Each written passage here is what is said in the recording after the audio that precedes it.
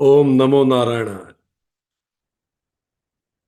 United global peace foundation, United consciousness और project self की तरफ से आप सभी का हार्दिक स्वागत है। दोस्तों, हम लोग रामचरितमानस सीरीज का अध्ययन कर रहे हैं। आज 11वां सेशन है।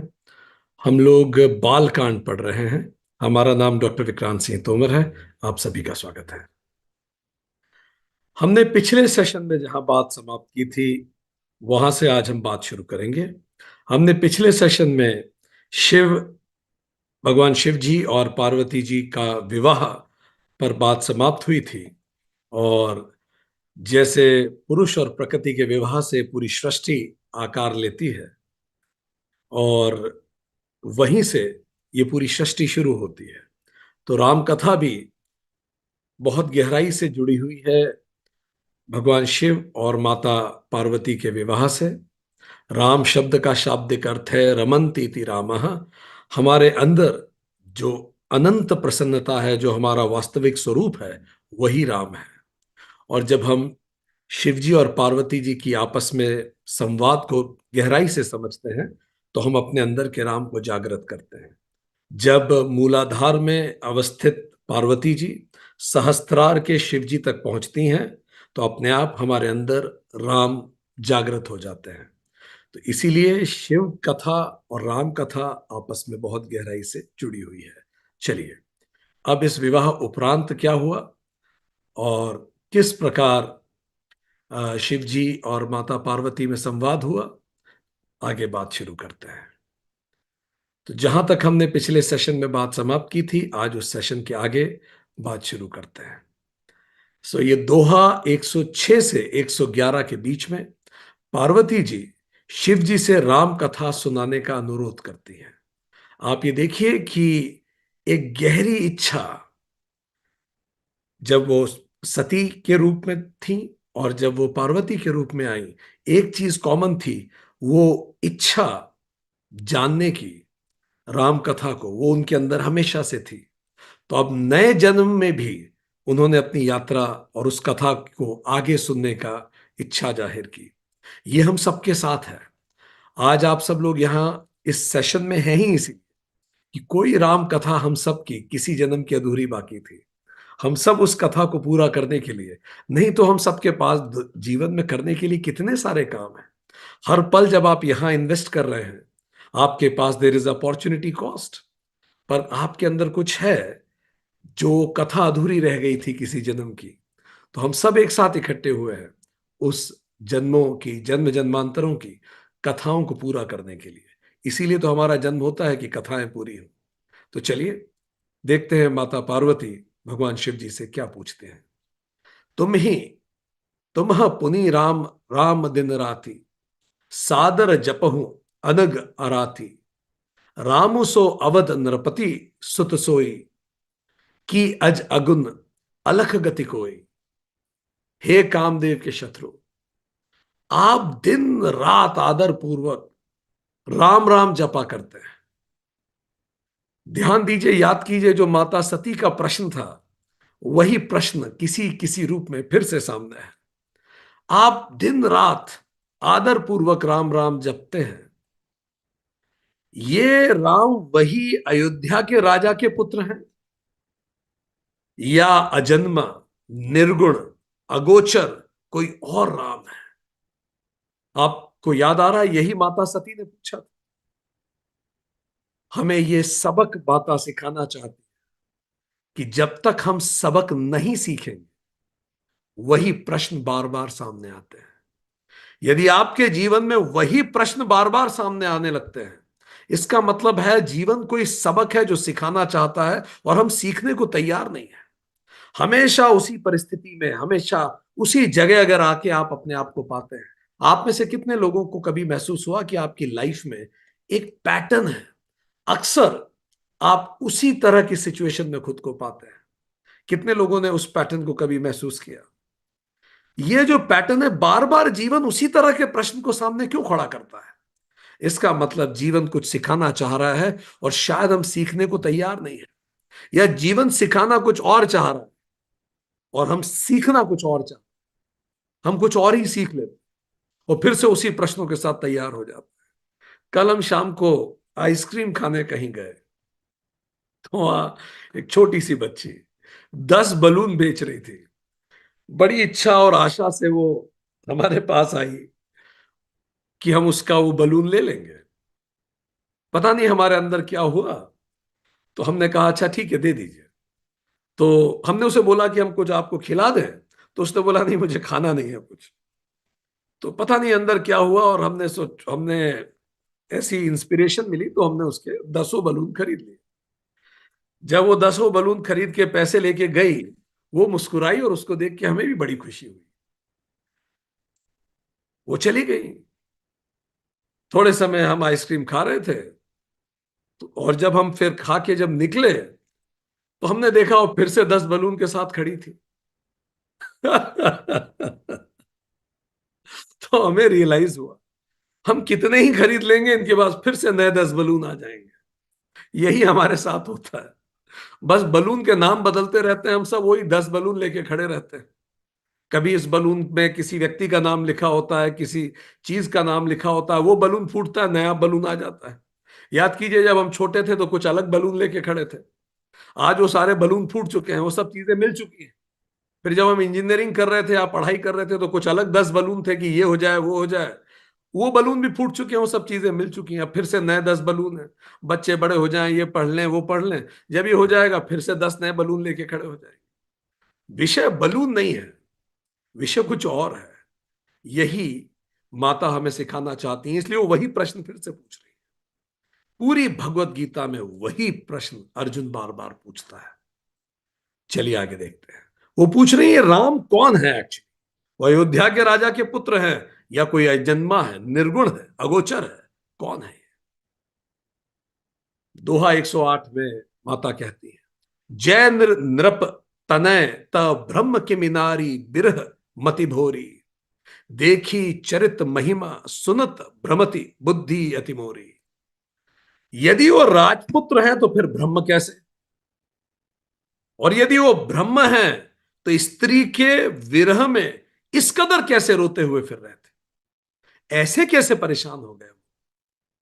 अगर वो स्वयं ब्रह्म है तो वो परेशान कैसे हो सकते। तो राजपुत्र हैं कि वो ब्रह्म है। हमने पहले भी इस बात को उठाया है। पूरी की पूरी बड़ी बड़ी युद्ध लड़े गए हैं इस विषय पर। ये छोटा बात नहीं है। 1000 साल का क्रीसेंट वर्सेस क्राइस्ट युद्ध क्या था, वो यही तो था कि ब्रह्म है तो रूप कैसे ले सकता, और रूप लेके उसको क्रूसीफाई कैसे किया जा सकता है। अगर वो सच में ईश्वर है तो क्या ईश्वर क्रूसीफाई किया जा सकता, इसीलिए वो उसको ईश्वर नहीं माना जा सकता, और जो जो उसको ईश्वर मानेगा हम उस पर युद्ध करेंगे। सो 1000 साल ये युद्ध चला आपस में। तो कैसे है वो ब्रह्म, और अगर वो ब्रह्म है तो स्त्री के विरह में उनकी ऐसी स्थिति कैसे होगी। इधर उनके ऐसा चरित्र देखकर और उधर उनकी ऐसी महिमा सुनकर मेरी बुद्धि चकरा रही है। पिछले जन्म में उनको याद है कि वो ब्रह्म है, बताया था शिव जी ने कि वो राम तो ब्रह्म है, पर वो क्लैरिटी वो कह रही है अभी भी नहीं आई है। मैं समझ गई बात, वो ब्रह्म है, पर अभी भी ये बताइए अगर वो ब्रह्म है तो रो कैसे सकते हैं। अगर वो ब्रह्म है तो उनकी पत्नी के विरह में ऐसी स्थिति कैसे हो गई। अगर वो इतने महान हैं तो ऐसे आम व्यक्ति की तरह कैसा व्यवहार करते हैं। ये प्रश्न कई लोग आपको पूछते हुए पाए जाएंगे। जय अनीह व्यापक विभु कोई, कहूं बुझाई नाथ मोई सोई, अन्य जानी रिस उर जान धरहु, जेहि विधि मोह मिटय सोई कर। यदि इच्छा रहित व्यापक समर्थ ब्रह्म कोई और है तो हे नाथ मुझे समझा के कहिए क्या ये वही है। मुझ पर क्रोध ना कीजिए, मुझे नादान समझ के बताइए, और ऐसी तरह से बताइए कि मेरा मोह दूर हो, क्लैरिटी आए। मुझे बताइए कि वो ब्रह्म कौन है और इन दोनों में अंतर क्या है। मैं बन दीखी राम प्रभुताई, अति भय बिकल न तुम्हें सुनाई, तदपि मलीन मन बोधु न आवा, सो फलु फली भांति हम पावा। मैं पिछले जन्म में, वो कह रही है मुझे याद है, इतना इतना विकट रहा पिछले जन्म का अनुभव, ऐसा नहीं है मैं भूल गई, मुझे याद है। पिछले जन्म में मैंने वन में श्री राम की प्रभुता देखी थी। चारों तरफ मुझे राम ही राम दिख रहे थे। जहां जाती थी राम सीता साथ दिखते थे, मुझे याद है वो बात। पर मैं बहुत भयभीत हो गई थी, इसलिए वो बात मैंने आपको बताई नहीं, जैसे सती जी ने बताई नहीं थी शिव जी को। फिर भी कहीं ना कहीं कुछ कमी है। इस कारण मुझे फल भी मिला, इतने कष्ट से मैं गुजरी। अजहु कछु संशय मन मोरे, करहु कृपा बिनव बिनवऊ कर जोरे। प्रभु तब मोहि बहु भांति प्रबोधा, नाथ सुमझु करऊ जनि क्रोधा। अब भी कुछ संदेह है, इसीलिए कृपा कीजिए, मैं विनती करती हूं। आपने मुझे पहले बहुत तरह से समझाया है, फिर भी अभी तक डाउट्स है, इसलिए फिर से समझाइए। कई लोग हमसे कहते हैं कि रामचरितमानस में सर ऐसा नहीं लगता रिपीटेशन है। लगता नहीं है रिपीटेशन। और आदि शंकराचार्य कह रहे हैं ये रिपीटेशन मस्ट है। उपनिषद बार बार एक ही बात रिपीट करते हैं, ये मस्ट है, क्योंकि हम उसको समझ के भी वैसे ही जीते हैं जैसे हम जीते आए हैं। इसीलिए वो बात बार बार याद दिलानी बहुत ज्यादा जरूरी है। याद कीजिए, तुलसीदास जी भी कहते हैं, मेरे गुरु ने मुझे बार बार समझाया, पर फिर भी बहुत बार सुनने के बाद भी मुझे क्लैरिटी नहीं आई। मैं वैसे ही बात करता हूं। आप सोचिए, हम लोगों ने वेदांत पढ़े, हम लोगों ने गीता पढ़ी, हम लोगों ने योग सूत्र पढ़ा, हम लोगों ने हनुमान चालीसा पढ़ी, हम लोगों ने कठोपनिषद, केनोपनिषद, ईशोपनिषद पढ़ी। उसके बाद भी क्लास में ये प्रश्न आए हैं कि कृष्ण से मन जैसा लगता है वैसे राम में नहीं लगता। ठीक, हम ब्रह्म पे कितना पढ़ चुके हैं, पर स्टिल ये प्रश्न आते हैं मन में, और ये स्वाभाविक है। इसीलिए बार बार बार बार इस प्रश्न का उत्तर देना जरूरी है। तो चलिए आप देखते हैं श्री राम ने क्या उत्तर दिया, भगवान शिव जी ने क्या उत्तर दिया। प्रश्न बहुत महत्वपूर्ण था। शायद उन्हें पता था कि सदियों ये प्रश्न पूछे जाएंगे, युद्ध होंगे इस प्रश्न पे, कि फॉर्म और फॉर्मलेस, मगन ध्यान रस दंड, जुग पुनि मन बाहिर कीन, रघुपति चरित महेश तब, हर्षित बरने लीन। महत्वपूर्ण प्रश्न पूछा। शिव जी तो 2 घड़ी उस प्रश्न के ही आनंद में डूबे रहे। अब जाके प्रश्न आया है, मजा आ गया इस प्रश्न को सुन के। It's a qualified question. एक व्यक्ति हैं हमारे अच्छे परिचित हैं, वो फौज में है। कहते हैं मेरा बेटा इधर उधर की 50 बातें मुझसे करता रहता है। मैं इतना बड़ा अधिकारी हूं, पर कभी करियर की मुझसे बात नहीं करता। अभी परसों की बात है कि मुझसे डिनर पे कहता है, पापा डिनर के बाद मुझे तुमसे आपसे बात करनी है। तो डिनर के बाद हम हाथ धो के बैठे, हमें लगा यही मांगेगा, नया मोबाइल ये दिला दीजिए, ये कर दीजिए, बाइक दिला दीजिए। उसने कहा कि पापा मुझे जानना है कि आप वैसे कैसे बने जैसे आप, मैं करियर में कुछ महान करना चाहता हूं। तो उन्होंने हमें कहा, सर ये प्रश्न सुन के कानों में ऐसा रस घुला, मैं तो 22 साल से इसी प्रश्न का इंतजार कर रहा था कि कभी ये मुझसे पूछे कि मैं आपके जैसा कैसे बनूं, मैं अपने आप को रियलाइज कैसे। आनंद आ गया प्रश्न सुन के, ऐसे ही शिव जी को आनंद आ गया वेरी एक्सीलेंट क्वेश्चन सुन के। तब बड़ी मुश्किल से फिर उन्होंने ध्यान अपना बाहर खींचा, और फिर उन्होंने इस प्रश्न का उत्तर देना चालू किया, क्योंकि यह प्रश्न सभी के लिए महत्वपूर्ण है। यह प्रश्न केवल माता पार्वती का प्रश्न नहीं है, यह पूरी यूनिवर्स का क्वेश्चन है। करी प्रणाम राम ही त्रिपुरारी, हर्षि सुधा सम गिरा उचारी, धन्य धन्य गिरिराज कुमारी, तुम समान नहीं कोई कोई उपकारी। उन्होंने कहा, जो त्रिपुरासुर का वध करने वाले शिव जी ने भगवान राम को प्रणाम किया। राम हमारा वास्तविक स्वरूप है। उन्होंने प्रणाम करके अत्यधिक आनंद में भरकर अमृत के समान वाणी में बोला, हे गिरिराज कुमारी, हे पार्वती, तुम धन्य हो, धन्य हो, तुम्हारे समान कोई उपकारी नहीं है। आप चैट बॉक्स में, या आप सोचिए क्यों शिव जी ने कहा होगा कि ये उपकार है कि तुमने प्रश्न पूछा। What do you think? क्यों उन्होंने कहा कि ये बड़ा उपकार किया, ये प्रश्न पूछा? Giving you 30 seconds, what do you think?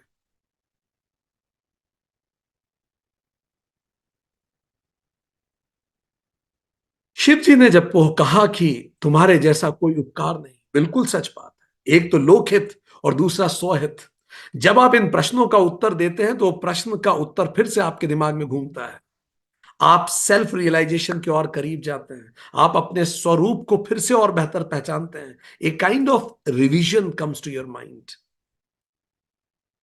वो आगे कहते हैं, पूछे हु रघुपति कथा प्रसंगा, सकल लोक जग पावनी गंगा, तुम्ह रघुबीर चरण अनुरागी, किन्हु प्रसन्न जगत हित लागी। जो आपने रघुनाथ जी के कथा का प्रसंग पूछा है, जो कथा समस्त लोगों के लिए और जगत को पवित्र करने वाली गंगा के समान, तुमने जगत के कल्याण के लिए प्रश्न पूछा है। तुम श्री रघुनाथ जी के चरणों में प्रेम रखने वाली हो, इसीलिए धन्यवाद। ये जो जो सुनेंगे उनको रियलिटी के और करीब जाएंगे। So lesson number 1, experience the truth is bliss. Experience of truth is bliss. Shiv ji उस ब्लिस में थे। And expression of truth is also bliss. Shiv ji Ram ji में ध्यान लगाए हुए थे, मतलब आत्म स्वरूप में ध्यान लगाए हुए थे। Experience of truth is bliss and even expression of truth is bliss. और उसको बोलना भी ब्लिसफुल होता है। दूसरा lesson, more than a good student waits for right answer, even a good master waits for right question. जैसे एक विद्यार्थी इंतजार करता है अच्छे उत्तर का, उससे ज्यादा गुरु इंतजार करता है अच्छे प्रश्न का। और लेसन नंबर 3, क्वेश्चन में rise from individual consciousness but answer can benefit collective consciousness. इसीलिए प्रश्न पूछने चाहिए। हो सकता है यह प्रश्न तो इंडिविजुअल कॉन्शियसनेस से आ रहा हो, पर आप जाने कितने लोगों के प्रश्न पूछ जाएंगे और वो आंसर कलेक्टिव कॉन्शियसनेस का हित कर देगा। जैसे पार्वती जी ने प्रश्न पूछा, आगे देखें। तदपि असंका किन्हु सोई, कहत सुनत सब कर हित होई। जिन्ह हरि कथा सुनी नहीं काना, श्रवण रंध्र अहि भवन समाना। बहुत सुंदर बात। आप लाइफ में कुछ भी कर रहे हो, whatever you are doing in your life, यदि आप अपने पर्पज ऑफ लाइफ जो स्वात्मानुभूति है उस पे नहीं विचार कर रहे हैं, तो शिव जी कह रहे हैं फिर भी तुमने इसीलिए पुरानी शंका की है। शंका बड़ी पुरानी, पिछले जन्म में भी एक डाउट था तुम। इसीलिए यह प्रसंग चलिए फिर से शुरू करते हैं। कहने सुनने से सबका कल्याण होगा, कहने से मेरा कल्याण होगा, सुनने से आपका कल्याण होगा। शिव जी ने कहा चलिए शुरू करते हैं। अब ये जो बात उन्होंने कही है बड़ी कीमती है। जिन्होंने भी अपने कानों से भगवान की कथा नहीं सुनी, उनके कान कान नहीं है, वो सांप के बिल के छिद्र है, यूजलेस है वो कान। वो कान यूजलेस हैं जो अपने मोक्ष की बात नहीं सुनते, जो सेल्फ रियलाइजेशन की बात नहीं सुनते, जो पर्पस ऑफ लाइफ की बात नहीं सुनते। तो कान दे के परमात्मा ने व्यर्थ कर दिए। कान तो फिर जानवर को भी दे रखे हैं। जिन्ह हरि कथा सुनी नहीं काना, श्रवण रंध्र अहि भवन समाना। सांप के बिल के समान है वो कान, जो पर्पस ऑफ लाइफ पे विचार नहीं करते, आत्मानुभूति पर की बातें नहीं सुनते। आगे बढ़ते हैं। फिर शिव जी कह रहे हैं, नैन है संत दर्श नहीं देखा, लोचन मोर पंख कर लेखा, तेसिर कटु तुम्बरी समतूला, जेन नमत हरि गुरु पद मूला। बहुत सुंदर। शिव जी आगे कह रहे हैं, जिन्होंने अपने नेत्र से संतों के दर्शन नहीं किए, उनके नेत्र मोर पंख पर दिखने वाली नकली आंखों के समान है। जैसे मोर पंख पे नकली आंख दिखते हैं, वो आंख बेकार है जो संत को नहीं देखती। वे सिर कड़वी तंबू के समान है जो श्रीहरि और गुरु के चरण तल पर नहीं झुकते। वो कड़वे फलों के समान है जो भगवान के और गुरु के चरणों में नहीं झुकते। इतना सुंदर शिव जी ने व्याख्यान किया है। हम सबको यह प्रण लेना चाहिए, हर महीने एक संत का दर्शन करें। 30 दिन में कहीं ना कहीं किसी न किसी रूप में संत चारों तरफ है, आप ढूंढना शुरू कीजिए। संत के दर्शन करने से, संत मतलब वो व्यक्ति जो राइट पाथ पे है, उसके दर्शन करने से अपने आप हमारे अंदर क्लैरिटी आती है। वो आंखें बेकार हैं जो संत को नहीं देखती, एक्सीलेंस को नहीं देखती। वो सर कड़वे फल की तरह है जो गुरु के सामने नहीं झुकता और जो भगवान के सामने नहीं झुकता। शिव जी ने कहा, क्योंकि गुरु के सामने सर जब झुकता है तो हमारा अहंकार समाप्त होता है। आगे बढ़ते हैं। जिन ही हरि भगति हृदय नहीं आनी, जीवत सब समान तेई प्राणी। जे नहीं करई राम गुण गाना, जिह सो दादुर जिह समाना।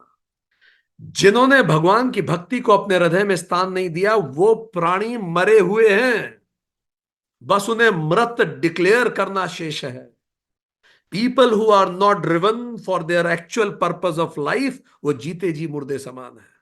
बस वो पैदा हुए हैं, वो खा रहे हैं, पी रहे हैं, शरीर चला रहे हैं और एक दिन चले जाएंगे। अगर वो अपने जीवन के लक्ष्य के बारे में नहीं सोचते, वो अपने मोक्ष के बारे में नहीं सोचते, वो धर्म के बारे में नहीं सोचते, वो सेल्फ एनालिसिस सेल्फ रियलाइजेशन के बारे में नहीं सोचते, तो फिर वो जी क्यों रहे हैं? What is there purpose? वो मुर्दे के समान है। मानो शिव जी कह रहे हैं कि वो एवेंजर मूवी में जो चुटकी बजा रहा है थानोस, तो थानोस चुटकी बजा के उन लोगों को खत्म करना चाहता है जो आर नॉट वर्थ लिविंग। आगे बढ़े। जो जीव श्री रामचंद्र जी के गुणों का गान नहीं करती, वो मेंढक की जीव के समान है, इंसेक्ट खाने के लिए पैदा हुई है बस। इसका मतलब जब हम मुंह से बोलें तो कुछ ऐसा बोलें कि मुझे मेरे पर्पस ऑफ लाइफ की तरफ बढ़ने में प्रेरणा मिले और दूसरों को भी सुन के प्रेरणा मिले कि वो अपने पर्पस ऑफ लाइफ की तरफ जाएं। हम फिर याद दिला दें, राम कोई व्यक्ति नहीं है, राम मेरी अंतरात्मा है। रमन्ति इति राम, राम वो स्टेट ऑफ बीइंग है कि मैं हर पल आनंद में रहूं। वो स्टेट ऑफ बीइंग अगर जब मैं बोलता हूं उसकी तरफ नहीं बढ़ रहा तो बोलना बेकार है। ठीक। आप जब भी बोलें अपने ऑफिस में, अश्योर करें ये जो मैंने बात कही है क्या बाकियों को प्रेरित करती है, किसी भी रूप में प्रेरित करें। माताएं पिता ध्यान रखें जो मैं बोल रहा हूं क्या मेरे बच्चों को प्रेरित कर रहा है। ऑफिस में हम ध्यान रखें, हम जब भी बोलें वो प्रेरणादायक हो, नहीं तो ना बोलें। गॉसिप का उपयोग क्या है? टाइम वेस्टेज है। वो जीव मेंढक की समान है जो गॉसिप में लगी हुई है, यूजलेस है, इंसेक्ट पकड़ रही है इधर उधर उछल के। कुलिस कठोर निठुर सोई छाती, सुनी हरिचरित नजो हर्षाती। गिरिजा सुनु राम कै लीला, सुरहित धनुज विमोहन सीला। वो हृदय वज्र के समान निष्ठुर है जो भगवान का चरित्र सुन के हर्षित नहीं होता। इसका मतलब वो अभी भी पाषाण युग में ही जी रहा है। उसका पर्पस ऑफ लाइफ वो पाषाण युग का ही है। रोटी कपड़ा मकान, 2 फार्म हाउस, 2 कार और ये बैंक बैलेंस खत्म, 5 बार पेपर में फोटो। हरि कथा का मतलब है हाईएस्ट पर्पस इन लाइफ। जो वो सुनकर प्रेरित नहीं होता तो अभी वो बेबी सोल है। श्री रामचंद्र की लीला सुनो, ये देवताओं का कल्याण करने वाली है और दैत्यों को विशेष रूप से मोहित करने वाली है। अगर आप अभी बहुत इवॉल्व नहीं हुए हैं, अभी आप दैत्य ही हैं, केवल शरीर में बड़े हैं, अकल से नहीं बड़े हैं, तो जब आप इसको पढ़ेंगे, दैत्य कौन होता है? शरीर से बड़ा है और पर्पस से छोटा है, वो है दैत्य। ठीक। तो दैत्य हैं जो शरीर से तो बड़े हो गए पर पर्पस से अभी भी छोटे हैं, उनको मोहित करने वाली है। They will be feeling inspired. और जो देवता हैं, people who understand the higher order of reality, जो बड़े लक्ष्यों से प्रेरित हैं, स्टिल जब वो बार बार इसको सुनते हैं तो ये कथा उनको प्रेरित करती है। भाई, सो हमें सीखने को मिलता है life of struggle, success and finally we should live life of significance. बार बार खुद से पूछे, मेरे जीवन की सार्थकता क्या है? यह प्रश्न जब आप बार बार पूछेंगे, मैंने आज क्या सार्थक किया, और कुछ नहीं तो क्या मैं आज बेहतर व्यक्ति बन पाया? कहीं कुछ बाहर जाने की भी जरूरत नहीं। क्या आज मैं पहले से ज्यादा प्रेरित हूं, कल से ज्यादा? Second, learning, master love to answer questions of significance. कई बार हम मास्टर से क्वेश्चन पूछते हैं और मास्टर उस क्वेश्चन का आंसर नहीं देते।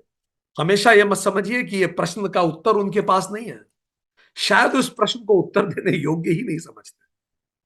पर अगर कई प्रश्न जो सिग्निफिकेंस होते हैं, क्वेश्चंस ऑफ सिग्निफिकेंस, तो श्री शिव जी बोल रहे हैं जो तुमने क्वेश्चन पूछा है, यही तो क्वेश्चन है। मैं जानवर से इंसान बना क्यों? मैं बंदर से पूछ गायब क्यों हो गई? पर्पस क्या है? Third lesson, a life without spiritual elevation is not worth living. केवल शरीर बड़ा होना जीवन नहीं। क्या मैं बुद्धि से, मैं आत्मा से और प्रगाढ़ हो रहा हूं? लेसन नंबर 4, ये जो 5 सेंसेस और माइंड हमें दिए गए हैं, this is to elevate us from animal being to human being and to finally go for divine being. ये 5 सेंसेस हमें इसीलिए दी गए हैं कि अब इन पांचों सेंसेस का उपयोग करके हम एक्सप्लोर करें, अपने बाहर की दुनिया को देखें और समझें कि यहां से प्रसन्नता और शांति कभी नहीं आएगी। बाहर की दुनिया धर्म के लिए है, अंदर की दुनिया मोक्ष के लिए है। धर्म मोक्ष के लिए एक इंपॉर्टेंट स्टेप है। जब मैं दूसरों के लिए कुछ करता हूं तो मेरे अंदर निष्काम भाव का उदय होता है। मैं प्रसन्न हूं क्योंकि कोई दूसरा प्रसन्न है। कितनी सुंदर बात है। इसका मतलब उसकी खुशी में मैं खुद की खुशी देख पा रहा हूं। अगर मैं उसकी खुशी में खुद की खुशी देख पा रहा हूं, उसका मतलब मैं इंसान से थोड़ा ऊपर हुआ हूं। मैं सबसे कनेक्ट कर पा रहा हूं, अद्वैत मेरे अंदर प्रकट हो रहा है। इसीलिए पांचों सेंसेस का उपयोग, पांचों सेंसेस और इस मन का उपयोग जो नहीं करते वो मेंढक जैसे हैं, उनके कान सांप के बिल जैसे हैं, उनकी आंखें मोरपंख की तरह हैं, उनके सर कड़वे फल की तरह हैं, वो जीते जी मुर्दे के समान है। और क्या बोले शिव जी। ठीक, आगे बात करते हैं। अब शिव जी कथा शुरू करते हैं। शिव जी द्वारा कथा कहना, दोहा 111 से 121। अब शिव जी शुरू करते हैं। राम कथा सुंदर कर तारी, संशय बिहग उड़ाव निहारी। राम कथा कलि बिटप कुठारी, सादर सुनु गिरिराज कुमारी। बहुत सुंदर। वो कह रहे हैं राम कथा हाथ की सुंदर ताली है। जब आप बहुत सारे पक्षी बैठे होते हैं ना, वहां जाके आप ताली बजाएं तो सारे पक्षी उड़ जाते हैं एकदम से। तो शिव जी कह रहे हैं जितने डाउट्स हैं जब आप राम कथा पढ़ते हैं, सारे सारे डाउट्स पंछियों की तरह उड़ जाते हैं। तो चलिए मिलके एक जोरदार सुंदर ताली बजाते हैं अपने डाउट्स को उड़ाने के लिए। ऑन माय काउंट 1, तो हम ताली बजाने का आपको तरीका भी बताते हैं। हाथ ऐसे कीजिए, ठीक है। एक उंगली लीजिए और 3 बार ताली बजाएंगे और आवाज पे गौर कीजिएगा, आवाज कितनी आती है। परफेक्ट। अब 2 उंगली कीजिए, फिर से ताली बजाइए। अब 3 उंगली कीजिए, फिर से ताली बजाइए। अब 4 उंगली कीजिए, फिर से ताली बजाइए। अब पांचों उंगली कीजिए और फिर से ताली बजाइए। सबसे तेज आवाज किस पे आई? इसका मतलब क्या है? हमने आपसे इतनी तरह की तालियां क्यों बजवाई? Can you tell me? What do you think? ये भी ठीक है, बहुत अच्छा। पांचों इंद्रियां, ये क्वालिफाइड बैच होती जा रही है। जितना हम पढ़ाना चाह रहे हैं उससे ज्यादा पढ़ रही है, ये अच्छी बात है। एक चीज और है इसके अंदर, वेरी नाइस एनालिसिस नीरज और जिन लोगों ने भी 5 सेंसेस सोचे, श्वेता। ताली मुक्ति की एक हाथ से नहीं बजती, दोनों हाथ से बजेगी। ठीक, आप राम कथा सुन रहे हैं, वो एक हाथ की ताली है। शिव जी कह रहे हैं तुम इसे आदर पूर्वक पढ़ो, तुम भी पूरे मन से इसको सुनो। जिस मन से हम सुना रहे हैं उस मन से आप सुनो। जिस अनुशासन से हम सुना रहे हैं उस अनुशासन से तुम सुनो। शिव जी कह रहे हैं ये कलयुग रूपी वृक्ष को काटने की कुल्हाड़ी है, तुम इसे आदर पूर्वक सुनो। जिस मन से मैं सुना रहा हूं उस मन से तुम सुनो, फिर देखो सारे डाउट्स उड़ जाएंगे। जिस भाव से मैं सुना रहा हूं उस भाव से तुम सुनो। सारे डाउट्स उड़ जाएंगे, ऑल डाउट्स विल बी। इसीलिए अब हम लोगों ने रामचरितमानस पढ़ना शुरू किया। हमने उपनिषद पढ़े हैं, हमने वेदांत पढ़ा है, अब हम और बेहतर समझ पाएंगे। आगे बढ़ते हैं। सगुन ही अगुन ही नहीं कछु भेदा, गावहि मुनि पुराण बुध वेदा। अगुन अरूप अलख अज जोई, भगत प्रेम बस सगुन सोहोई। शिव जी कह रहे हैं, हे पार्वती सुनिए, सगुण और निर्गुण में कोई भी भेद नहीं है। मुनि, पुराण, पंडित, वेद सभी ऐसा ही कहते हैं। अगर तुम वास्तव में पंडित हो, तुमने जाना है आत्मा को, तो तुम यही समझोगे कि कोई अंतर नहीं है सगुण और निर्गुण में।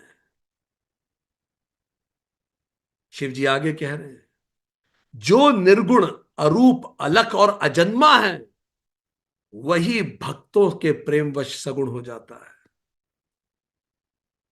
वो ही ब्रह्म जो निर्गुण है, अव्यक्त है, अजन्मा है, जब वो देखता है कि लोग इतने परेशान हो रहे हैं, तो रूप लेके आ जाता है।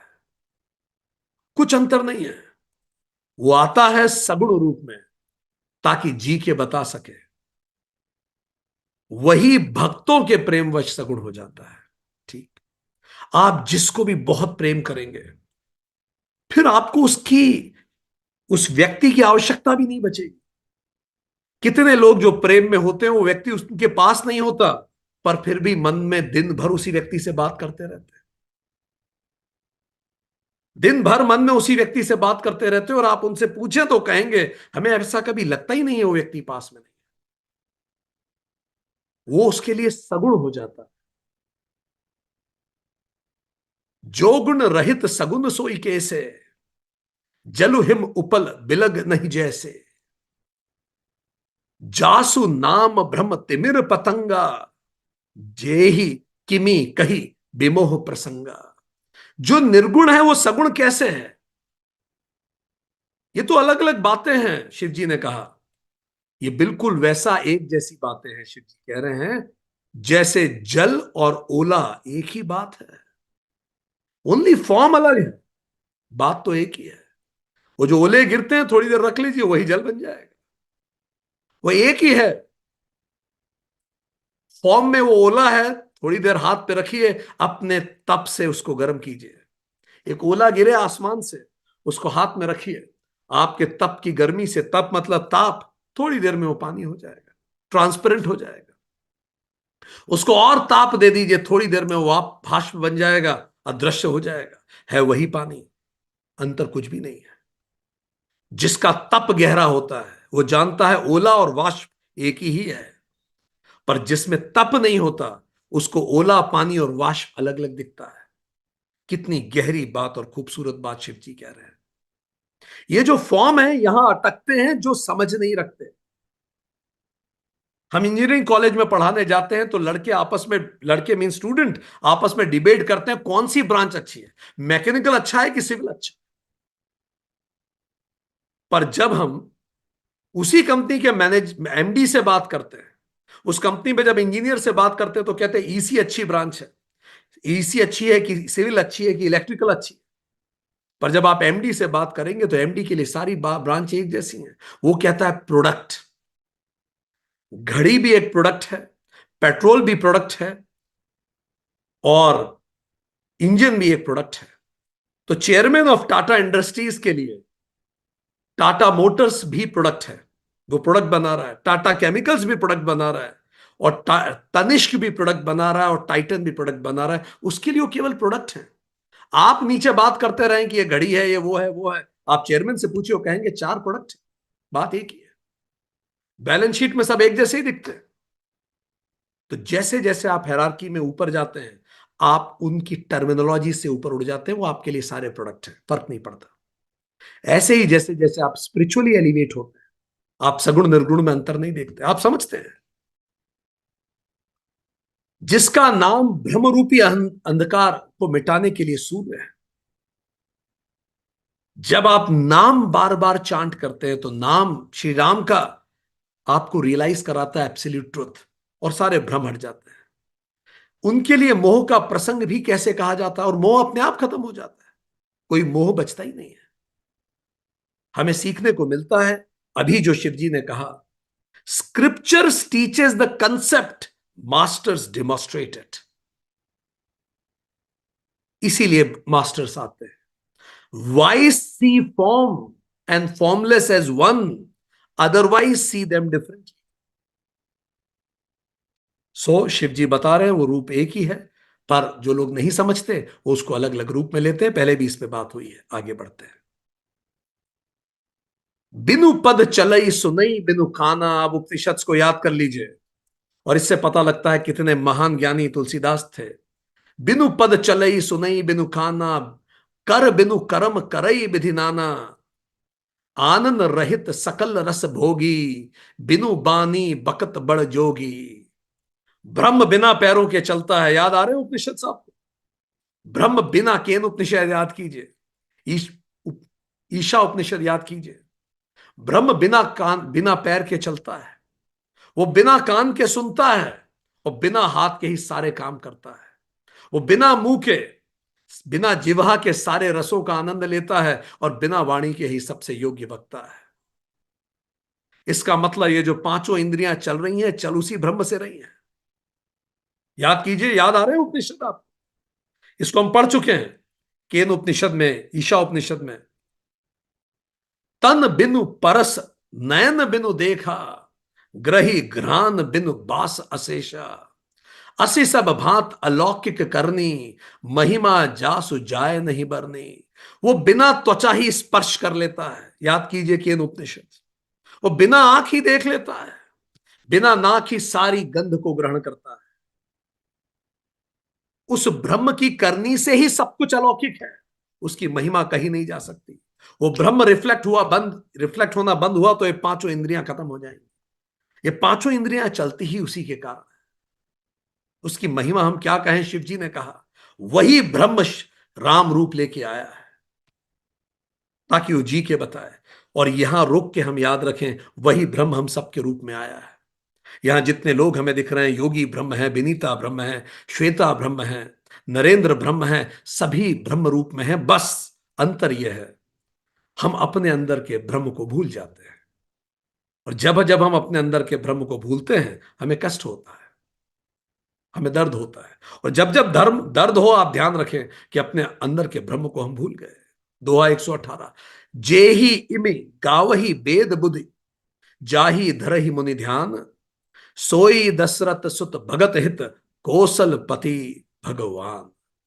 जिसका वेद और पंडित विभिन्न प्रकार के से वर्णन करते हैं, और जिसका मुनि ध्यान करते हैं, वही दशरथ नंदन भक्तों के हित के लिए अयोध्या के स्वामी भगवान श्री रामचंद्र हैं। वही आए हैं, वही ब्रह्म आया है रूप लेके हमारे लिए, ताकि ये कथाओं पे हम बात कर सकें, हम चर्चा कर सकें भगवान ने ऐसे में ऐसे क्यों किया, हम रिलेट कर सकें, फिलॉसफी को हम जी सकें। सुनो शुभ कथा भवानी, रामचरित बिमल। कहा बुसुंदु बखानी, सुन बिहग नायक गरुड़। हे पार्वती, ये निर्मल रामचरितमानस की मंगलमयी कथा सुनो, जिसको काक भुषुंडी जी ने विस्तार से कहा, और पक्षियों के राजा गरुड़ ने भी सुना था। हम पहले पढ़ आए हैं कि काक भुषुंडी जी ने गरुड़ को सुनाया, और गरुड़ जनता तब तक लेके गए। अब यहां देखिए, यहां कुछ महत्वपूर्ण चीज सीखने की है। डिबेट के 5 लेवल हैं इस दुनिया में। अगर आप रिलेट कर पा रहे हैं तो देखिए क्या बात कह रहे हैं भगवान, बड़ी महत्वपूर्ण बात कह रहे हैं। There are 5 levels of debate in this world. 5 level पे डिबेट हो रही है इस पूरी जगह। डिबेट लेवल 1 क्या है? डिबेट का पहला level, form versus formless. Can you relate? पहला लेवल है फॉर्म और फॉर्मलेस में आपस में डिबेट होती है। ये डिबेट बताइए किन लोग, कहां हो रही है? फॉर्म वर्सेस फॉर्मलेस की। आप देखेंगे कि first debate is about form versus formless. जैसे आपने देखा कई जगह क्रिश्चियनिटी वर्सेस इस्लाम की जो डिबेट है वो क्या है? इस्लाम वर्सेस हिंदुइज्म की डिबेट क्या है कि फॉर्म सही है या फॉर्मलेस सही है। तो ये लेवल 1 की डिबेट है, पर इसके मूल में क्या अज्ञान है? कि फॉर्म और फॉर्मूले से एक ही है। One is expressed without without expression. एक बीज है, दूसरा पेड़ है, बस उसी पे उस पे ही हम लड़े जा रहे हैं। फिर डिबेट डिबेट का लेवल 2 क्या है? अगर आप इस डिबेट में पड़ गए फॉर्म के, तो आप कहां तक जाएंगे? सुनिए, लेवल 2 क्या होगा इसका। Level 2 of debate is this form versus that form. फिर तो आप ये भी डिस्कस करना चाहेंगे राम बेहतर हैं कि कृष्ण बेहतर हैं, करिए फिर डिस्कस। फिर आप ये भी नहीं, राम कृष्ण नहीं, दिस फॉर्म और दैट फॉर्म, शिव बेहतर हैं कि विष्णु बेहतर है। आपने सुना होगा ना शैव और वैष्णव की बड़ी बड़ी डिबेट्स।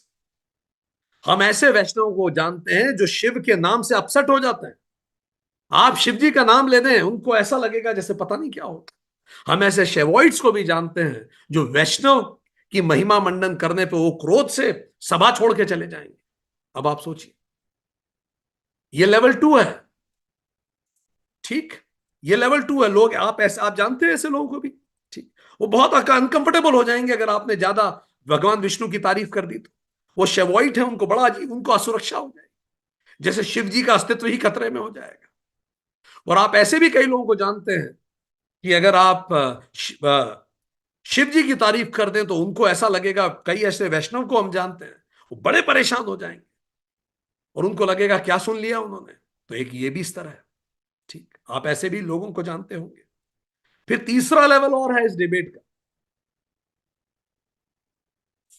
ये डिबेट का तीसरा लेवल क्या है? Form versus another form of the same भगवान।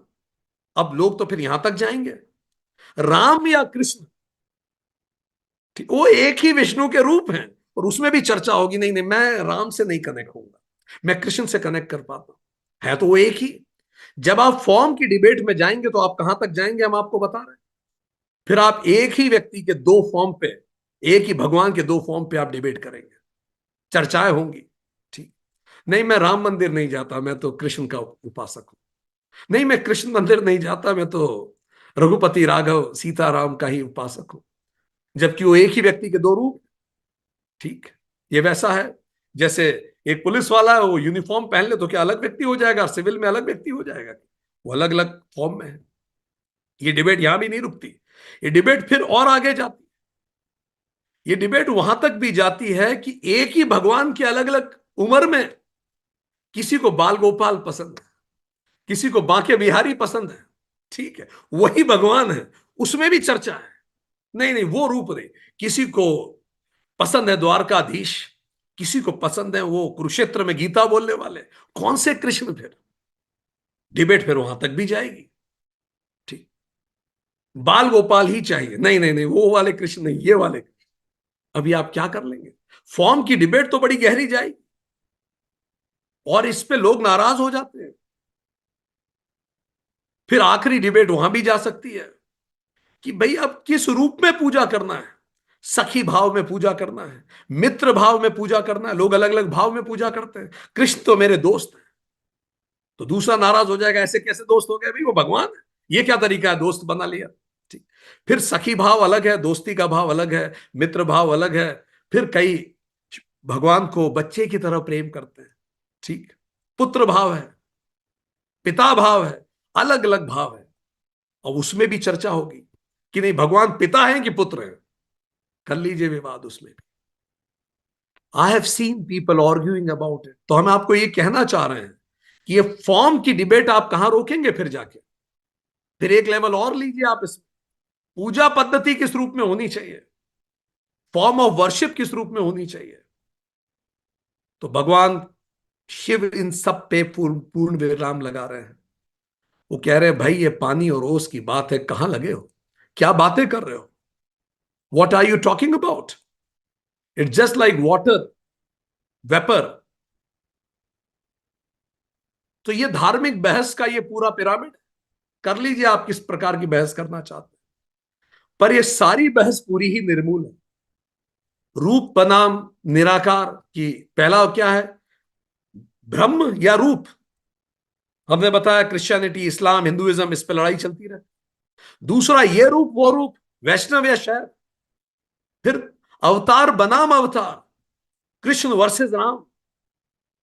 फिर पूजा का तरीका कौन सा रखना है, ऐसे पूजा करें कि वैसे पूजा करें, बाल गोपाल की पूजा करें कि अयोध्या, या फिर हम उनकी पूजा करें जिन्होंने गीता कही है। फिर पूजा की शैलियां, ऐसे पूजा करें कि वैसे पूजा करें, रियली? तो शिव जी कह रहे हैं, can you put a full stop on this? कहां लगे हैं आप? ये रे लेवल डिबेट। तो फिर आप करते जाइए, कितने लेवल तक आप डिबेट करना चाहेंगे? कहां जाएंगे आप? कहीं नहीं रुक पाएंगे, ये युद्ध अनंत चलेगा। तो शिव जी ने बड़े पते की बात बताई है, इस बहस में मत पड़िए। जो ब्रह्म को जानता है वो ब्रह्म के रूप की बहस पे नहीं पड़ता। आगे बढ़ते हैं। अब शिव जी जो कह रहे हैं, अब गीता याद कीजिए, अभी उपनिषद याद किया था, अब गीता याद कर लीजिए, शिव जी आगे क्या कह रहे हैं। तस मैं सुमुख सुनावहु तो ही, समुझ परई जस कारण मोही, जब जब होई धर्म के हानि, बाढ़ ही असुर अधम अभिमानी। और जैसा कुछ मेरी समझ में आता है हे सुमुखी, वही कारण मैं तुम्हें सुनाता हूं। जब जब धर्म का हास होता है और अधर्म का उत्थान होता है, नीच अभिमानी राक्षस बढ़ जाते हैं, करही अनीति जाई नहीं बरनी, सिंदही विप्र धेनु सुर धरनी, तब तब प्रभु धरी विविध शरीरा, हरहि कृपा निधि सज्जन पीरा। और जब वो अभिमानी लोग अन्याय करना शुरू करते हैं, ऐसा अन्याय जिसका वर्णन नहीं हो सकता, जब ब्राह्मण, ब्राह्मण मतलब कास्ट नहीं, ब्राह्मण मतलब वो सदाचारी जो ब्रह्म को जानते हैं, जब उन वो कष्ट पाते हैं, जब जब सदाचारी लोग इस धरती पे कष्ट पाएंगे, गौ पशु कष्ट पाएंगे, देवता अच्छे लोग कष्ट पाएंगे, ब्राह्मण मतलब जो ब्रह्म को जानते हैं वो कष्ट पा रहे हैं, गौ मतलब वो पशु जो सात्विक हैं वो कष्ट पा रहे हैं, देवता जो अच्छे मन के लोग हैं वो पृथ्वी पर कष्ट पाते हैं। तब तब वो कृपा निधान प्रभु भांति भांति के शरीर धारण कर कर सज्जनों की पीड़ा हरते हैं। इसीलिए स्वामी विवेकानंद आते हैं, इसीलिए रामकृष्ण परमहंस आते हैं, इसीलिए बुद्ध आते हैं, इसीलिए नानक आते हैं, इसीलिए महावीर स्वामी आते हैं, इसलिए रैदास आते हैं, इसीलिए कबीर आते हैं, इसीलिए वल्लभाचार्य आते हैं, इसीलिए माधवाचार्य आते हैं, इसीलिए शंकराचार्य आते हैं। ये आते क्यों हैं? ये इसीलिए आते हैं कि फिर से हमें हिलाएं और कहें, जागो, किन डिबेट में पड़े हो? दोहा 121, असुर मारी था पही सुनह, राख ही निज श्रुत सेतु, जग विस्तार ही बिसद जस, राम जन्म कर हेतु। तब वो असुरों को मारकर देवताओं को स्थापित करते हैं और वेदों की मर्यादा की रक्षा करते हैं। वेद जो श्वास रूप है, जिनको जिया जाता है, जगत में अपना निर्मल फल वो फैलाते हैं, यश फैलाते हैं। और श्री रामचंद्र का अवतार यही करने आया। अवतार आते ही इसलिए, जब लोगों के साथ अन्याय होने लगता है और ये लगता है कि कहीं अच्छी चीजों की कोई वैल्यू ही नहीं है, तब जीवन में कोई सही व्यक्ति आता है, वो फिर से रीअसर्ट कर। राम जी के बारे में शिव जी ने कहा, सोई जस गाई भगत तब, भगत भव तरही, कृपा सिंधु जन हित तनु धरही, राम जन्म हेतु अनेका, परम विचित्र एक ते एका। उसी का यश गागा के भक्तजन भवसागर से तर जाते हैं। एक विवेकानंद आता है और 150 साल के लिए भारत की पूरी सभ्यता तर जाती है। एक शंकराचार्य आते हैं और 1000-1500 साल तक उसकी वाइब्रेशन। एक नानक आते हैं और 600 सालों तक समाज निहाल हो जाता है। एक माधवाचार्य आते हैं, एक वल्लभाचार्य आते हैं और हिल जाती है पूरी अधर्म की नींव, हिला के वो चले जाते हैं।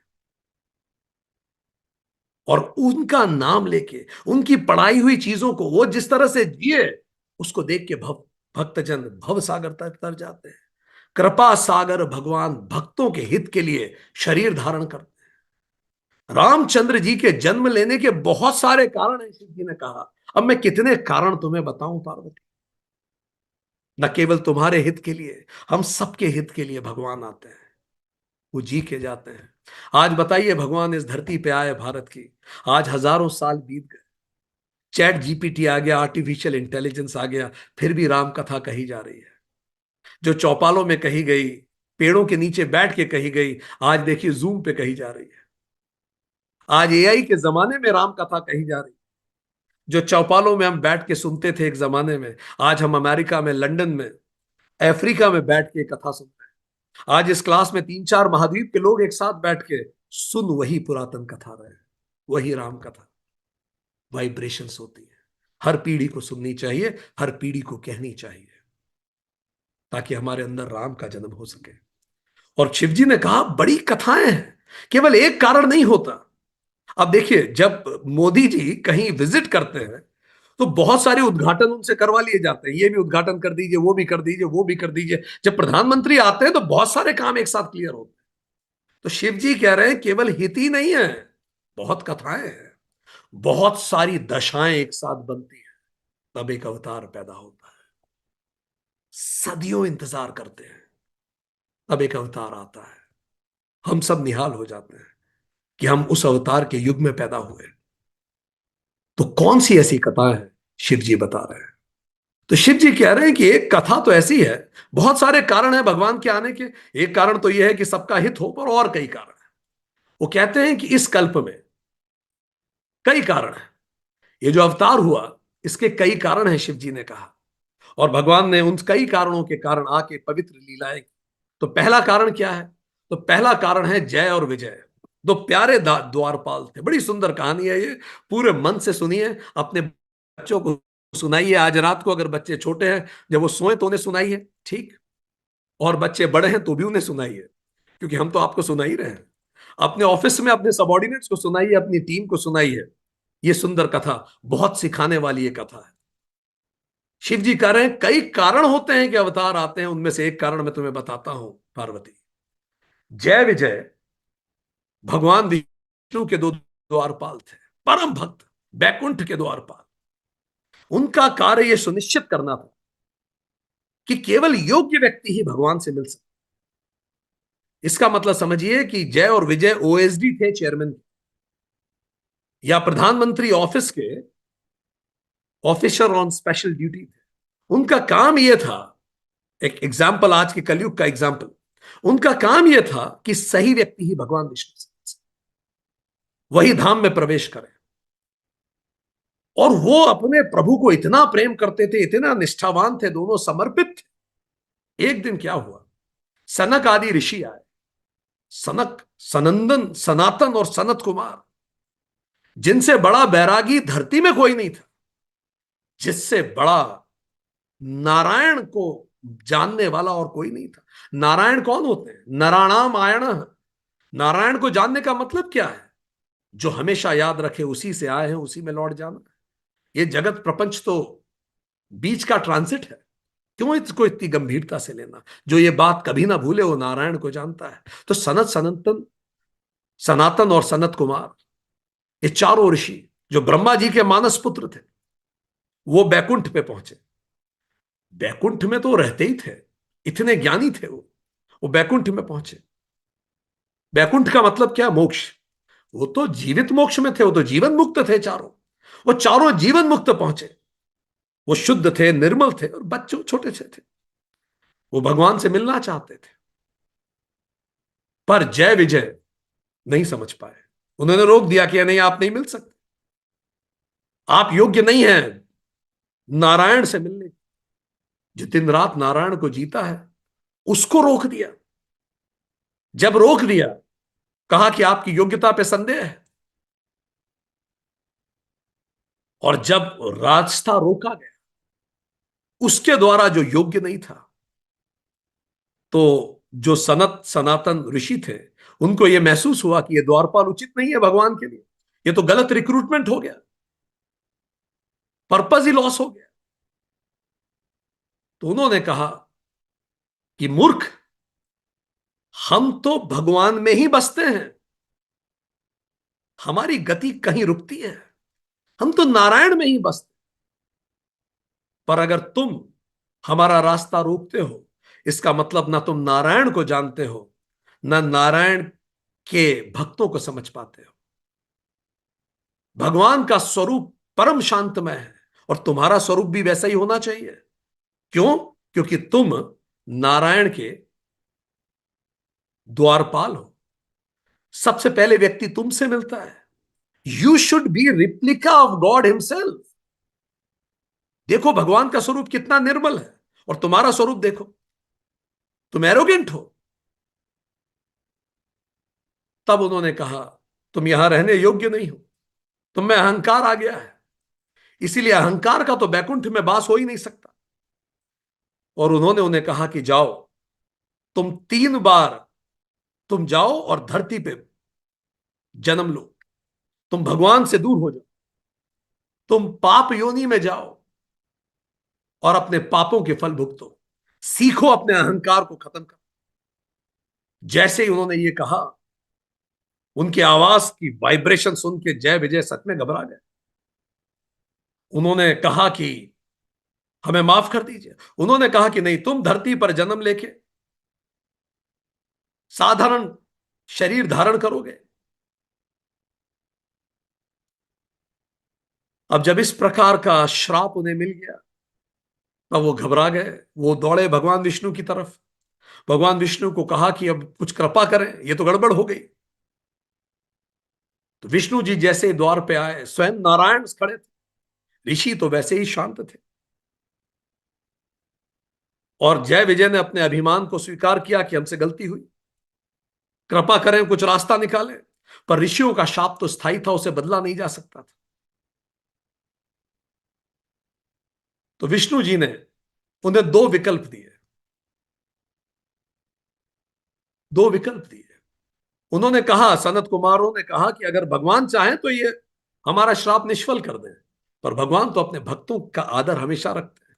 भगवान ने कहा, नहीं, श्राप निष्फल नहीं होगा, क्योंकि जो दिया है वो बिल्कुल सही कारण से दिया। अहंकार तो खत्म करना पड़ेगा। ठीक। तो उन्होंने कहा, अब आपके पास 2 ऑप्शन है। ठीक।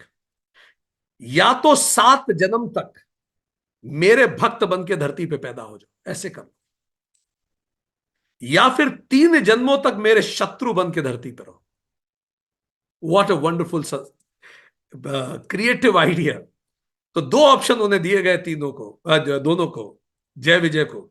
या तो 7 जन्म मेरे भक्त बन के पैदा हो धरती पे, या फिर 3 जन्म लो और मेरे परम शत्रु बन के पैदा हो। बताइए क्या चुना होगा? तो 2 ऑप्शन थे। या तो 7 जन्म रहे भगवान से दूर भक्त बन के, या फिर 3 जन्म रहे उनके शत्रु बन के। तो उन्होंने, जय विजय ने तत्काल कहा कि हम 3 जन्म लेंगे आपका शत्रु बन के। और तभी उन्होंने निश्चित किया कि इतनी हाहाकार मचाएंगे कि जितनी जल्दी भगवान हमें आके हमारा संहार करके हमारा जन्म समाप्त करें, हम उतनी जल्दी मुक्त हो गए। तो उन्होंने, जो ये श्राप मिला, तो पहले जन्म में ये पैदा हुए हिरण्यकशपु और हिरण्याक्ष के नाम से। तो हिरण्यकशिपु और हिरण्याक्ष के नाम से पैदा हुए। और जब ये यहां पैदा हुए, तो भगवान ने इनका संहार किया। हिरण्याक्ष का संहार, वराह शरीर धारण करके उसका संहार किया। हिरण्यकशिपु का संहार नरसिंह रूप में उसका संहार किया। तो भगवान ने तत्काल आए और उनका संहार कर। ठीक। ये फिर से पैदा हुए, रावण और कुंभकर्ण रूप से पैदा हुए। फिर जैसे ही पैदा हुए, इन्होंने फिर से अति कर दी। इतना इन्होंने अति की कि भगवान को फिर से आना पड़ा। और फिर राम के रूप में आके इनका संहार करना पड़ा। अच्छा, भगवान के मारे जाने के बाद भी ये मुक्त नहीं हुए, क्योंकि श्राप 3 जन्मों के लिए था। तो ये फिर से पैदा हुए। और जब ये फिर से, तो हां, जैसे आप देख पा रहे हैं स्क्रीन पे, तो भगवान आए। भगवान ने इनको रावण के रूप में इनको मारा, रावण और कुंभकर्ण के रूप में।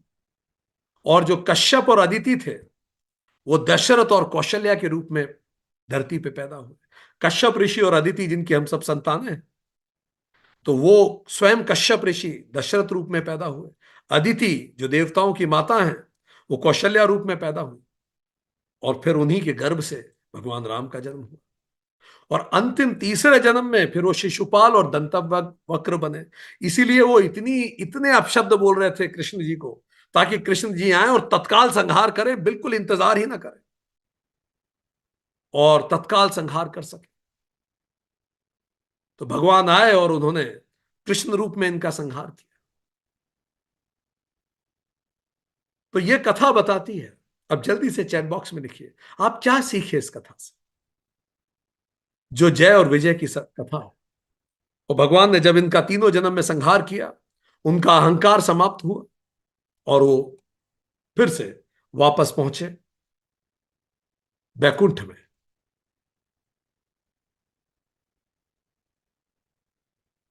बिल्कुल ठीक है। No one is beyond law. कोई भी लॉ के ऊपर नहीं है। आप स्वयं बैकुंठ के द्वारपाल भी क्यों ना हो, आप में अहंकार आते ही आपका पतन हो जाएगा, फिर कोई भी हो। Nobody is beyond universal law. अहंकार आते ही पतन होगा। दूसरा lesson, misuse of power leads to curse. आपने पावर मिसयूज किया, आपको कर्स मिलेगा। अगर हम में से जो भी लोग पोजीशन ऑफ पावर में हैं, ध्यान रखें, यह पद परमात्मा ने दिया है ताकि हम सदुपयोग करें। तीसरा, be mindful of who represent you. आप बहुत ध्यान रखिए कि आपको रिप्रेजेंट कौन करता है। आपके ऑफिस के बाहर जो लोग बैठे हुए हैं, आप में से जो लोग ऑफिस में काम करते हैं, सीनियर पोजीशन पे हैं, आप देखिए जैसी विनम्रता से आप बात करते हैं कि आपका ऑफिस का स्टाफ भी करता है। क्योंकि कई बार चाय से ज्यादा गर्म केतली होती है। आप अधिकारी से मिलेंगे तो अधिकारी तो परम परम विनम्र है, पर आप उसके बाहर के ऑफिस वालों से मिलो तो इतना एरोगेंस होता है। आपने देखा ऐसा? चाय से ज्यादा गर्म केतली। जो व्यक्ति अधिकारी होता है वो तो बड़ा विनम्र है, पर जो बाहर कर्मचारी हैं वो बड़े एरोगेंट हैं। कहीं ऐसा आपके आसपास तो नहीं हो रहा? कई बार लोग ऐसा भी करते हैं, हमने कई इंडस्ट्रीज में देखा, जहां व्यक्ति ने ही अपनी इंडस्ट्री खोली होती है ना, तो कई जगह वहां में भैया कल्चर भी दिखता है, या बाऊजी कल्चर होता है। तो वहां एक बाऊजी होते हैं जिन्होंने उस इंडस्ट्री की स्थापना की। तो वो जो बाऊजी का पर्सनल मेड सर्वेंट होता है, वो क्या करता है, बाऊजी की तो बहुत ध्यान रखता है, और बाहर बाकी ऑफिशियल से तमीज से बात नहीं करता। तो अब क्या होता है, बाकी ऑफिशियल्स को बड़ा अजीब लगता है। अच्छा, वो बाऊजी के प्रति इतना विनम्र होता है कि बाऊजी सोच भी नहीं सकते कि वो बाहर कैसा व्यवहार कर रहा है दूसरों से। कहीं कोई आपका नाम का गलत उपयोग तो नहीं कर रहा है, ये आपको देखना पड़ेगा। भगवान विष्णु ने जैसे देखा, तत्काल सजा दी, सजा से नहीं छोड़ा उन्होंने। ठीक। एंड अगला lesson, there is a bigger story behind every story. हर कहानी के पीछे एक और कहानी छुपी होती है। इसलिए जल्दी से जजमेंट मत लीजिए कि कोई बुरा दिख रहा है तो कोई बुरा ही नहीं है। वो जो रावण दिख रहा है वो रावण नहीं है, वो तो बैकुंठ का द्वारपाल है। वो आया है अपने अंदर इंप्रूवमेंट करने के लिए। जो हिरण्यक्ष दिखता है या हिरण्याक्ष दिखता है, वो हिरण्याक्ष नहीं है, वो भी भगवान का द्वारपाल है। हम सब भगवान के तो द्वारपाल हैं। हम सब बैकुंठ के दरवाजे पे ही तो खड़े हैं, बस अंदर जाने की एलिजिबिलिटी चाहिए। इसीलिए बार बार धरती पे गिरते रहते हैं। ये कहानी केवल जय विजय की नहीं है, कहानी हम सब की है। हम बार बार गिरते हैं। जय का अर्थ है जो अपने अंतर को, स्वयं को जीते। विजय का अर्थ है जो दूसरों को जीते। जो धर्म करे वो विजय, और जो मोक्ष से प्रेरित हो वो जय। जो अपने अंदर के शत्रु को समाप्त कर दे वो जय, और जो बाहर सबका कल्याण करे वो विजय। बाहर कल्याण करे उसी को अभ्युदय कहते हैं, और जो अंदर कल्याण करे उसी को निश्रय कहते हैं। जो बाहर कल्याण करे उसे प्रवृत्ति कहते हैं, जो अंदर कल्याण करे उसी को निवृत्ति कहते हैं। तो जो ये दोनों कर सके, जिसमें प्रवृत्ति और निवृत्ति में साम्य हो, वही बैकुंठ का अधिकारी है। So we learn lots of lesson today. हम सभी बैकुंठ के अधिकारी बने, हम सभी मोक्ष के अधिकारी बने। ये राम कथा हमें सिखाती है। एक क्विक रिकैप लेते हैं। आज हमने क्या क्या चीजें सीखी। जब पार्वती माता ने शिव जी से पूछा कि मुझे बताइए कि ये राम वही है क्या, जो राम की सब लोग पूजा करते हैं, या ये राम कोई और है, तो शिव जी ने कहा शिव जी उस ध्यान में डूबने के बाद प्रसन्न होकर कहे कि हे पार्वती, ये वही राम है जो ब्रह्म है। Experience the truth is bliss, expression of truth is bliss. More than a good student waits for right answer, a good master waits for right question. Question may arise from individual consciousness, but the answer may benefit collective consciousness. फिर शिव जी ने कहा कि ये कथा, जो कान, जो पांचों इंद्रियों से आप इस कथा को नहीं सुनते, जो पांचों इंद्रियों का उपयोग अपने स्वात्मानुभूति के लिए नहीं करता, उसको इंद्रियां व्यर्थ में दी गई हैं। उसकी जीव मेंढक के समान है, कान सांपों के बिल है। लाइफ ऑफ स्ट्रगल सक्सेस के बाद फाइनली हमें लाइफ ऑफ सिग्निफिकेंस जीनी चाहिए। Masters love to answer questions of significance. A life without spiritual elevation is not worth living. These five senses and mind is given to us to elevate from animal being to human being and from human being to divine being. Shiv ji कहते हैं ये ताली है, श्री राम का नाम एक ताली है जो सारे संदेहों को उड़ा देती है। सगुण और निर्गुण में कोई अंतर नहीं है। जैसे ओले में और पानी में कोई अंतर नहीं है। अपने तप से ओले को गर्म कर दो, पानी बन जाएगा। पानी को थोड़ा और तप से गर्म करो, जैसा तप बढ़ता है वही वेपर बन जाएगी। सगुण और निर्गुण एक ही तो है। Scripture teaches the concept, master demonstrated. Wise see form and formless as one, and otherwise see form and formless is different. फिर अगर आप फॉर्म एंड फॉर्मलेस में अंतर देखें तो शिव जी ने तो कहा कि ब्रह्म वो है जो बिना इंद्रियों के ही वो सब कुछ ग्रहण कर लेता है, क्योंकि केवल ब्रह्म ही तो रिसीव करता है। वही तो सेंशियंट है, वही तो चेतन है। बाकी सब तो जड़ है, ये सब तो जड़ ही है। उसी चेतन के कारण सब है। वो बिना त्वचा के स्पर्श करता है, बिना आंखों से देखता है, बिना पैरों के चलता है। पर अगर आप फॉर्म के डिबेट में फंस जाओगे तो आप कितनी डिबेट में जाओगे? फॉर्म वर्सेस फॉर्मलेस, या this form of this God and another God, या फिर तीसरा debate, two forms of the same भगवान विष्णु, या फिर एक ही अवतार के अलग अलग आयु वर्ग में अंतर, या पूजा पद्धति, इन सब में अंतर। हम कहां तक जाएंगे इस सब चीजों? और जब अवतार आता है तो केवल एक कारण से नहीं आता, बहुत कारण से आता है। और इसीलिए जब जब धरती पे अधर्म बढ़ता है, जब जब सदाचारियों के साथ गलत होता है, तो भगवान स्वयं आते हैं। यही शिव गीता है। तो आज शिव जी ने उपनिषद भी सिखा दिया, आज शिव जी ने रामायण भी पढ़ा दी, और आज शिव जी ने गीता भी पढ़ा दी। एक ही सेशन में शिव जी ने सब कुछ पढ़ा दिया। That no one is beyond laws. Misuse of power leads to curse. Be mindful of who represents you, and you also be mindful of what you represent. कई बार चाय से ज्यादा गर्म केतली होती है, and there is a story behind every story. चलिए अपनी स्टोरी के पीछे की स्टोरी ध्यान में लाएं और अपने मोक्ष के लिए आगे बढ़ें। आज के लिए इतना ही। नमस्ते।